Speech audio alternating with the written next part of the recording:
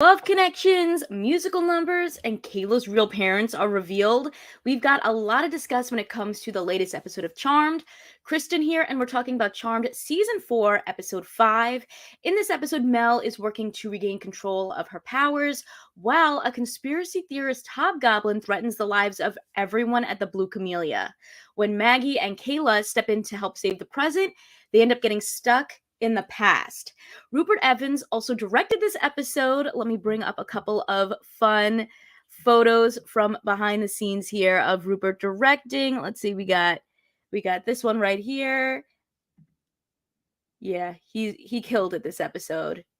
Amazing job. So, we had Rupert directing, and the episode was written by showrunner Joey Falco, and I got to tell you guys, this has to be my favorite episode so far since that Medusa episode of season 1, which you guys know was like literally one of my absolute favorites. I feel like this episode kind of took the things I liked about that and just took it even further. So yeah, before we actually dive further into this episode, I just want to give a shout out to StreamYard for making these live streams possible. They just make live streaming and even just recording on their platform super simple, super customizable, which is why it's so easy for me to bring in those photos, bring in your comments. Hey Heather, what's up?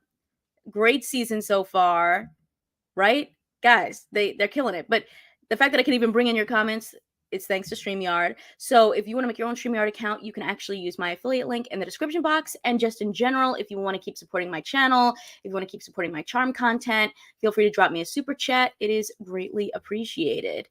But yeah, guys, best episode in, I think, maybe of the entire series, honestly. There was so much that I really love that we're going to get into. So let's dive on into it. The first thing that I really loved about this episode is that we are continuing to build that magical world, right? It feels like a real community. We get to meet this hobgoblin named Donnie who used to work at the Ripple Spa that we, were introduced to in the last episode. And now he doesn't have a job. He's depressed and he starts listening to magical conspiracy theory radio. And it's blaming the Charmed Ones for everything that's going wrong. Like literally from rising gas prices to the death of innocent magical creatures, and that's all been really supported by the fake videos that the Tallyman made about the girls. His plan to turn the magical community against the Charmed Ones is really working. And I think we really see that in full force in this episode as Donnie goes from just a listener to essentially a magical terrorist as he attacks at the Blue Camellia, right? So, and speaking of the Blue Camellia, it has become one of my favorite locations, because they're using it to continue to showcase this world. I loved that we got to see Jordan playing elven poker with some other magical beings, including Nita and Rita from season 1, which I just thought was such a fun throwback. Oh, thank you. Appreciate it. And Joey Falco even shared on Twitter that was all Rupert Evans, insisting that they bring them back for a cameo, which I just really love. That I think that it just brought us back to those roots of season 1, and I appreciate that was a decision that Rupert made as the director to be like, yeah, let's bring in people from then.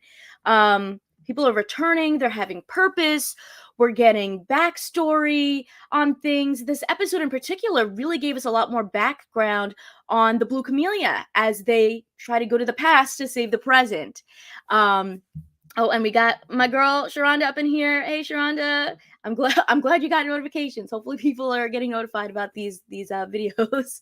I do them every week, usually on Sundays. But yes, like I mentioned, we get to see more of Mel's powers as she's practicing this new time travel ability that she has by time traveling a turkey sandwich. I thought that was really, really funny. And we're just starting to see that ability that she has come through even further. So she's able to send this turkey sandwich through time, but then she has a vision of where that sandwich is so she can bring it back. And I mean, once you can send a turkey sandwich through time and space, right? I mean, it should be easy to send a person, right? So to try to stop Donnie, Mel is sending Maggie and Kayla back to right before he started those crazy Iron Man hand explosive gloves but something goes wrong, and instead of sending them back like 10 minutes, she accidentally sends them back to 1926, which was just so cool to see. Let me dive into some photos from there, but I'm curious to see how they're going to explore this power of Mel's more. Like, is she eventually going to be able to time travel as well, or can she only send other people or other things back? Um, but I really liked seeing what was going on at the Blue Camellia back in the day. Kayla and Maggie use a glamour powder to make themselves look like they belong in the 20s. Um, I loved the flapper style dresses they had. Although I gotta say, I guess I'm just surprised that time travel would be kind of considered weird in the magical world. Like, it's all magical, right? Like, anything's possible. So I'm like, why do they even have to hide? Shouldn't it be obvious that, like, magic, that's why they're there? But they looked great.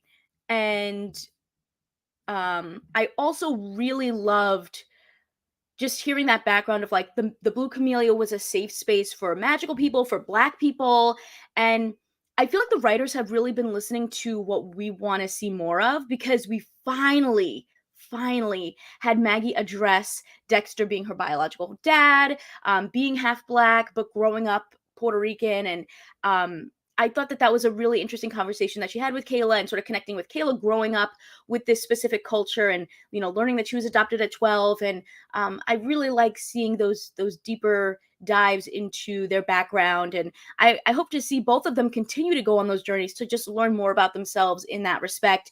Maggie maybe learning more about Dexter, and maybe even in that she can feel a little bit closer to Macy, and Kayla finally finding out who her biological parents were.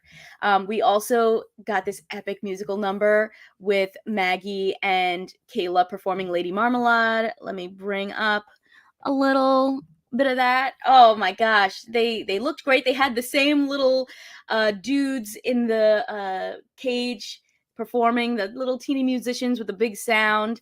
I thought they killed it, and I also thought it was a really great sort of subtext for Maggie, who's sort of struggling to say sister. Not because she doesn't like Kayla, but just because it's a lot to kind of put yourself out there after they lost Macy. So, yeah. And there was just a lot of really great parallels, I feel like, in this episode. But yes, James, I think also the comedy feels very organic. Definitely agree with that. And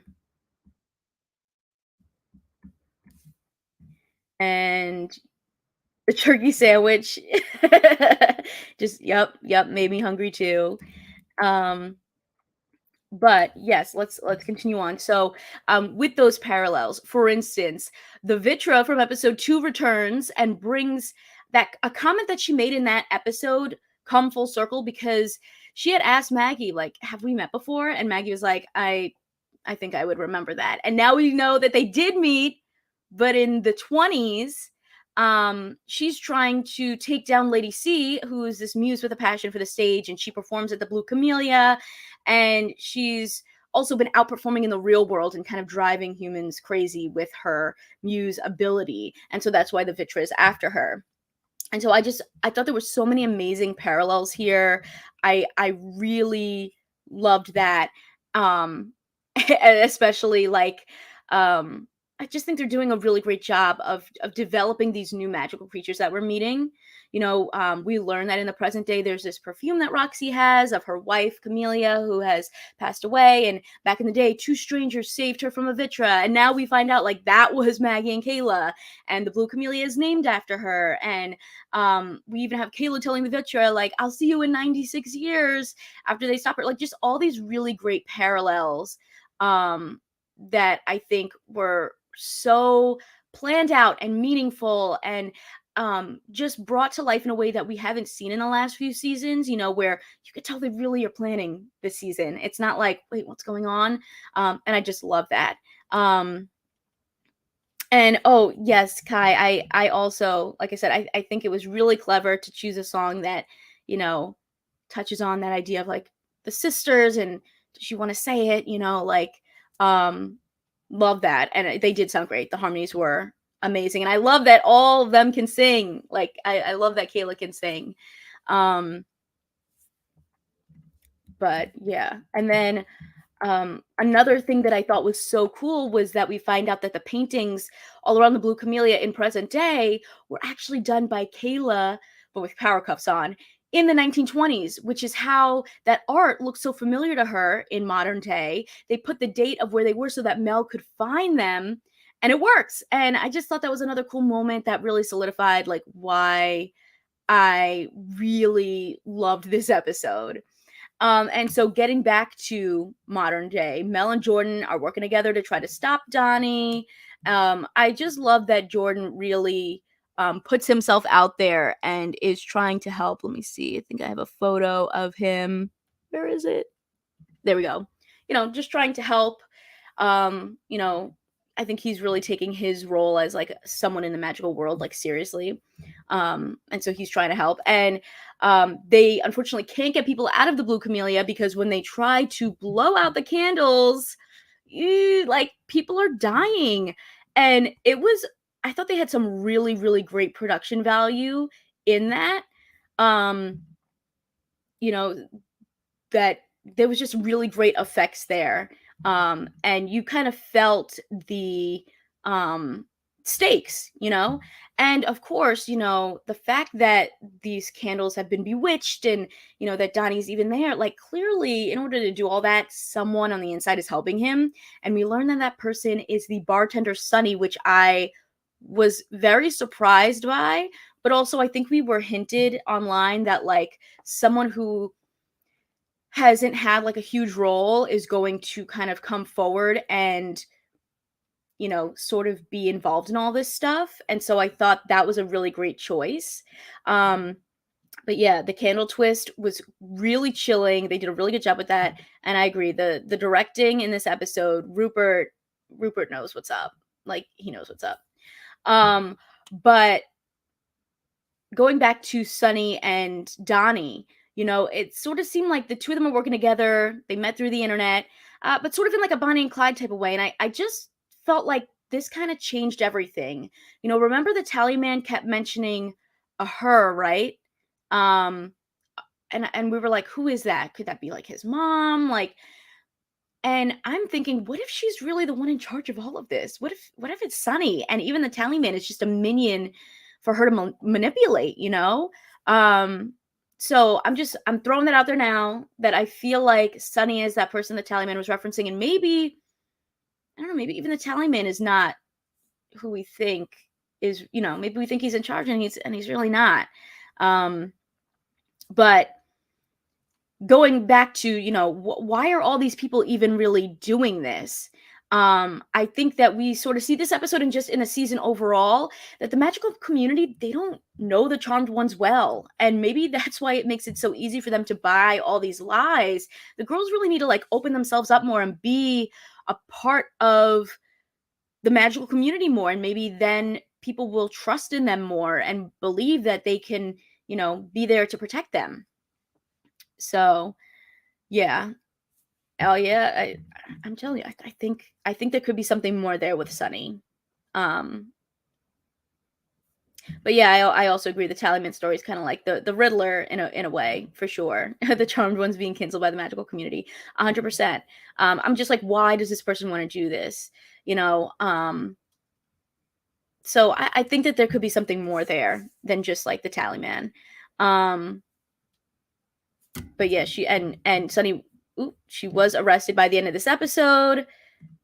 But I don't know. I guess we'll see what happens. We'll see what happens. I feel like there's something more there going on with Sunny. Maybe she could be the real big bad. A few other things I want to bring up. Now that Ruby and Mel are no longer together, Ruby and Swan have gotten together, which I thought was surprising, but very cool to see. They're working on turning like a part of Safe Space into a shelter to help homeless LGBTQ teens, and even Mel decides to pitch in. And I think they're also hinting that maybe Mel and Roxy could have a little romantic thing going on. So, I mean, especially after she gives her that perfume, I feel like there's something brewing there between them. And something else that I want to mention is that, like, while I think it's sort of like, okay, why do they keep bringing Ruby back? I also like that there's sort of like Ruby exists in this world, like just because she's not with Mel anymore doesn't mean that like they won't run into her or see her sometime. Like this is like the real world, like, these people are still here. So I thought that was kind of cool just to see them, again, continue building this world and showing that like just because Mel's not with Ruby anymore doesn't mean that she like doesn't exist in this world. And I like that. But yeah, a lot of people happy to see Swan is back. And let's see, agree that, Jordan's growth has been great. Jordan's really become one of my favorite characters. And yeah, I think he did a great job handling the hostage situation. Like, they really have like established him as someone who, obviously he was in the military, he, was studying law, he's a fighter. Like they really like established him. And they keep bringing back those qualities of him. Like we get to see that whole hostage situation in this episode, and he really handled it very well. Josh was saying, I think it's weird that the community is so easily swayed against the charmed ones, and they're not aware of what they've done for the community. I think that's the whole point, right? Is that, in the other seasons, they were only focused on witches, or they were just fighting against humans who wanted magical powers. Like they never really got to help the magical community other than like a little bit in season 1. And so I'm glad that they've kind of are going back to the roots, but also showing that the fact that they did kind of forget about everyone else in the magical community and only focused on witches or only focused on what, shows that, I don't know, like there's repercussions for that they should be, helping everyone in the magical community, not just, the witches, or not just, trying to stop these humans that were trying to get magical abilities. Like they really need to be invested in all of this. Right? Like they haven't really been a part of the magical community probably since season 1. And I think we're showing that there are repercussions for that, which I think is really cool. And yeah, I definitely agree that I think the show becomes so much stronger when they bring back these older characters, when they, bring in characters and then kind of let them live in the world and then introduce us to them more, like sort of how they did with that guy Dev, where like we got to see him in the Blue Camellia, and then he actually has like a bigger role now, like they're establishing this world and making it feel more real. And that's what I've been waiting for, I feel like, since the beginning, because I think in the past, they might have introduced a character and that character had like very few lines, didn't have a real presence, and you're like, well, why did we even meet this like random magical person? They didn't do anything. And here they're really building it up, and I really love that. And yeah, I think they're going back to the roots. The writers are fixing things that we've wanted to see. Like I mentioned, even just seeing Maggie finally talk about, learning that she's half Black, like that, I was so excited to see her talk about that. But some other things I do want to bring up. They had, people haven't noticed this whole episode that Harry's been gone for like a full week. So I thought that was kind of funny. It's just like, do we even need Harry? I'm curious as to what he's been up to since he's been gone, now that he's finally back. But like literally they were like, oh, we haven't seen Harry in a week. I'm like, really? Nobody's concerned about that. But that's because Rupert Evans was doing his job and killing it directing this episode. So, totally worth it. And of course, we have to talk about the big moment at the end of this episode. Ray gets a shout out, which I know I'm excited because I love Ray, and I feel like that could be hinting like maybe he'll come back soon. But he gets a shout out because he sent the girls affiliation frame so that they can finally reveal who Kayla's biological parents were. And they have this moment where Maggie sort of like feels like, oh, did I make Kayla feel like she's not a real sister? Which honestly, I don't think that she did that at all. But now we're going to learn the truth, right? Who are they? Who is this girl? Like, are they really sisters? And we see Kayla's parents, and we don't know who they are at all, right? Like, what? Who are these people? I have no idea. But I'm glad that we're getting little hints as to where Kayla came from without them giving us all the answers at once, right? Because again, they're taking time. We're diving into these mysteries slowly, pacing them out. I don't think we need everything to be rushed like it has been in past seasons. Like, I'm glad that we got like a little hint of like, we've seen them. So who are these people? And they talk about how like they need a personal item of hers from when she was a child that will hopefully, help reveal who her parents really are. Um, I'm seeing Kuriko saying it was anticlimactic. I don't trust the frame. I'm in denial. Um, I I thought it was cool. I liked that we got a hint, but we're still like, wait, what? We still don't know what's going on. I was surprised that they even were showing the photos of who they are. Um, I don't know if we can trust the frame. I'm gonna assume we can because they've told us that we can. But now I'm dying to know, like, uh, as we keep going, who are these people? Is there like a twist there somehow? Um, you know, how are we going to like really, I guess, like explore this? Um,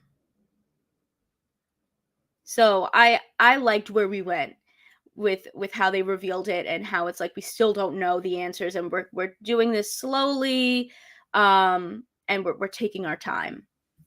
By the end of this episode, guys, I just got to say I was so happy, so blown away by this episode. This has to be one of my favorite episodes of the series so far. I loved the detailed parallels, like seeing the Vitra recognize the girls from episode 2, and learning the history of the Blue Camellia, seeing Maggie finally address her half black background, the way the art we see in the present was done by Kayla in the past. Everything about this episode was just, chef's kiss.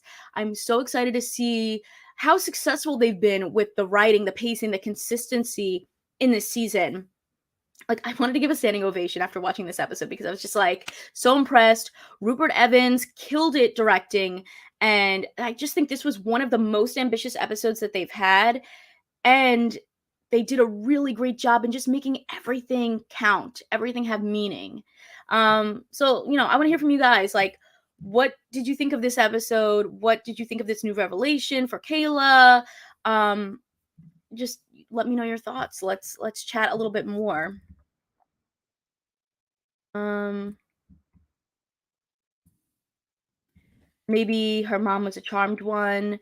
Uh, Feeling like this is just the tip of the iceberg to when it comes to Kayla's connection to the girls. I agree. I think this is just like a little peek, and we're gonna find out some like crazy stuff going forward.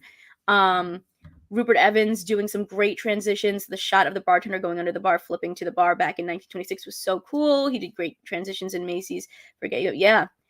He really killed it this episode. He did a great job, and the writing by uh Joey Falco, really, really one of the strongest um episodes that we've ever gotten. So I think that was really awesome. Um okay, people thinking that maybe Mel is the woman in the picture, but just an older version of her. What if she sent Kayla to the past to save her from something in the future? You never know.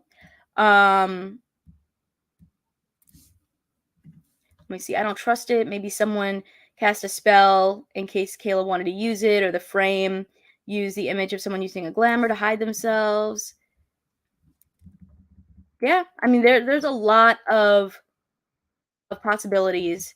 Um, but I do think that it's like it's a cool little, just a cool little like hint of what's to come. And I think that a lot more is coming. Let's see what else. Um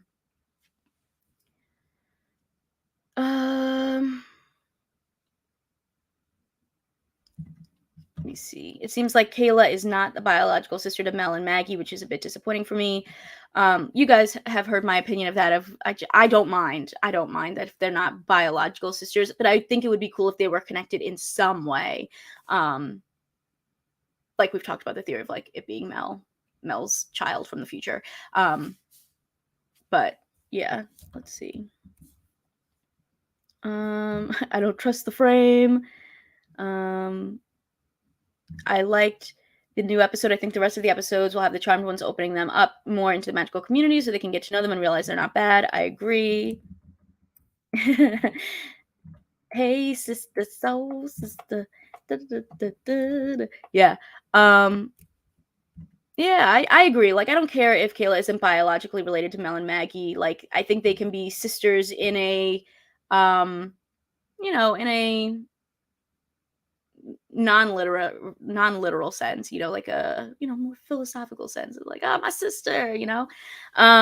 Maybe, oh, we got some thoughts here. Maybe they're cousins. That could be cool.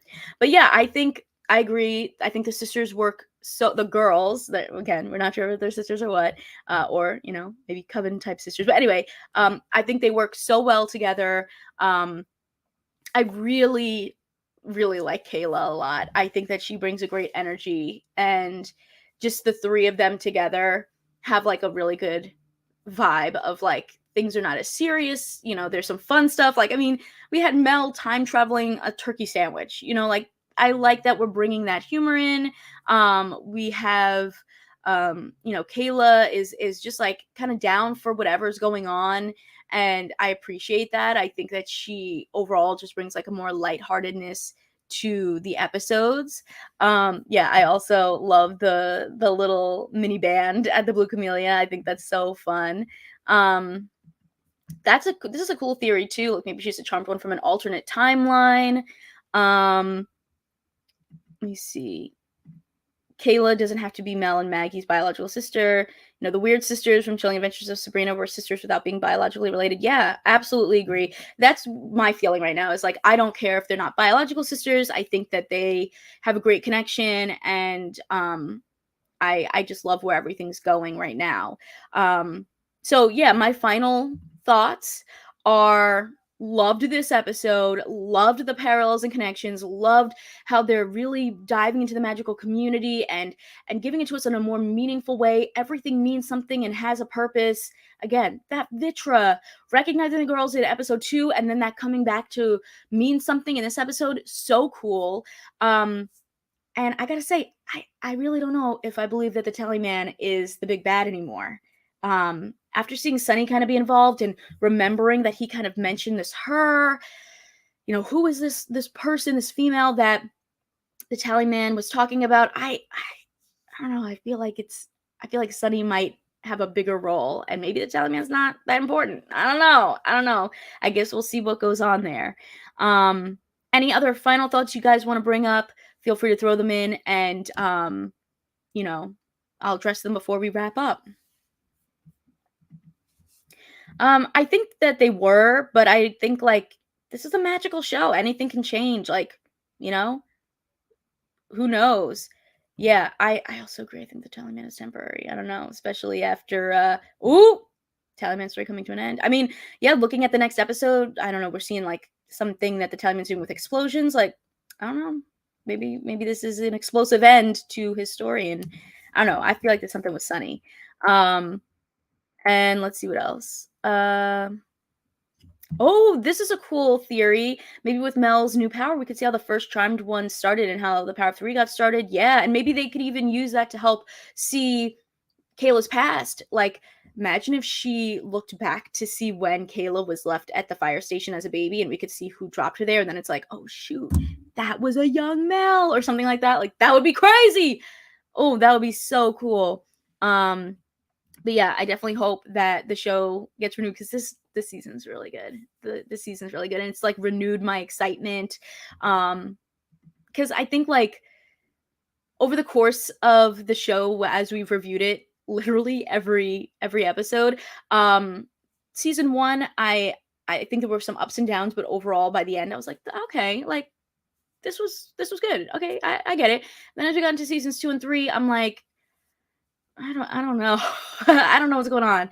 Now that we're back here with people who feel like they understand what we want to see, who are giving us like just more impactful story, I think that, this is what I've been wanting to see from the beginning. Like, I think this is even better, potentially than season 1, like, just taking it to that next level. So I'm glad that you guys are all enjoying it too. And yeah, like, no bad episodes this season so far. So I hope they continue and understand that like they're going in a really good direction, because it's like every season we've had like new people coming in to run the show, and I think here we're really getting what we've wanted to see. Let's see what else. where are Maggie's vision powers? I think they've said, Joey Falco said on social media that like there's a reason we haven't seen that yet. And I honestly, it's probably because Maggie has been so blocked with negativity and anger, but maybe we'll get to see that soon. But yeah, I'm glad that you guys are feeling better and feeling good about where this direction's going, because I am too. Like, I think this season's been really awesome. Yeah, I wish that, yeah, I think we went on a journey, but I think we're in a really great place right now. So you're gonna act like seasons 2 and 3 didn't exist. Yeah. I hear you, but yeah, a lot of great stuff is happening right now, and I'm so excited, and it makes me excited to talk with you guys every week now, because I feel so much more positive about the direction of where the show's going and theories and things like that. Like, I think we can actually theorize now, whereas in the past it felt like there was no direction, so who knew what was going on? I have no idea. But yeah, this is really going in a great direction. Yeah, and I like seeing how Joey Falco's so interactive on Twitter. So he's given us hints, he's given us teases, and they know that we've wanted to see more, and I appreciate that. So yeah, I think I'm gonna wrap up now, but I appreciate you guys joining me to talk about this episode. Like I said, I think it's the best episode that we've had in maybe this entire series. I would say if I'm gonna rank them, it's probably this one and then the Medusa episode for me. Those are my two faves.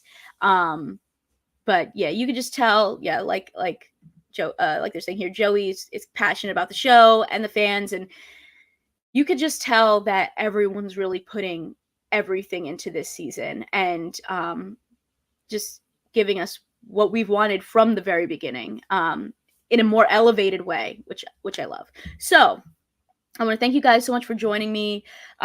For those who might be joining later on and maybe didn't make the live stream, I'm trying to do the live stream every Sunday. Make sure to leave a comment down below and tell me your thoughts. What did you think of this episode? What did you think of this new revelation and what that means for Kayla? What are your thoughts on what's going on with the Tallyman, Sunny? I just want to hear your thoughts on everything. So if you missed this live stream, please let us know your thoughts and what you're thinking, and let me know what your favorite episodes have been. Like I said, this one and then the Medusa episode, my top two. I see Critico's loving the Coquito episode. But yeah, amazing direction, great season, everybody's killing it. Thank you guys for joining me, and I will catch you next week as we dive into what's coming next after all these big revelations. So excited to get into it, and I will catch you guys in the next video. Consider subscribing if you like my videos, and if you want to talk more TV and movies with me outside of the comments section, check out the exclusive Discord available on my Patreon at patreon.com/kmaldo. If you like this one, you can check out more of my videos right over here. See ya!